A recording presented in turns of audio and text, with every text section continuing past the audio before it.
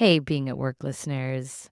This is a leadership podcast. And if you are a regular listener, you know that these daily doses of leadership are intended to uplift and inspire. And I show up with a lot of vulnerability and openness because my humanity is showing just like everyone else's. And a leadership opportunity I have been navigating over the last several days is how to respond and navigate conversations around the presidential election and this season that we're in.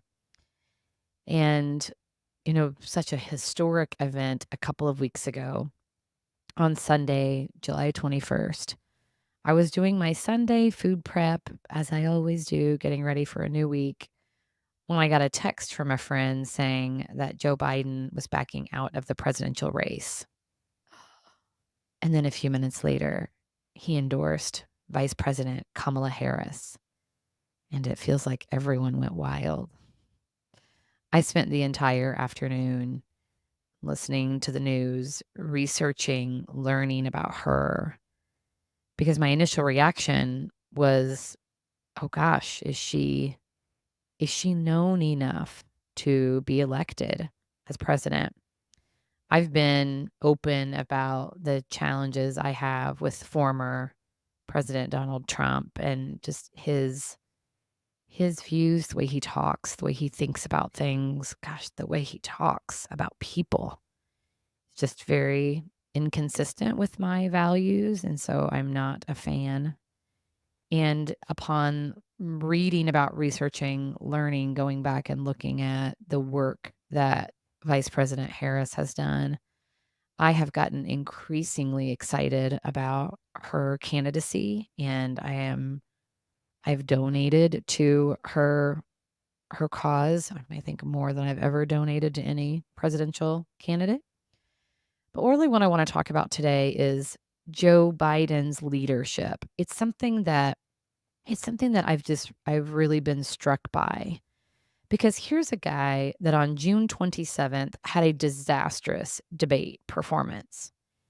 And from everything I've read and learned, I hear that he spent the days following that really soul searching and agonizing over polling that showed his numbers dropping.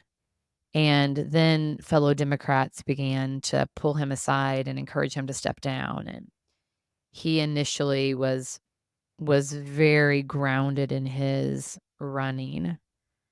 But then on July 21st, he issued a statement talking about how important this country was to him. And then a couple days later, on July 24th, he addressed the American people, and he described his love for the office and that he will leave in 6 months, capping a half century in public office. He said, "I revere this office, but I love my country more." And I felt that. I mean, this is an incredible act of servant leadership, because all he has ever done is served. And think about like what he wants his legacy to be. And no doubt that was so hard for him to put patriotism over personal agenda. But that is what he did. And that's what leadership is knowing what you stand for and be willing to walk away when your why is bigger than your personal goal. I admire that.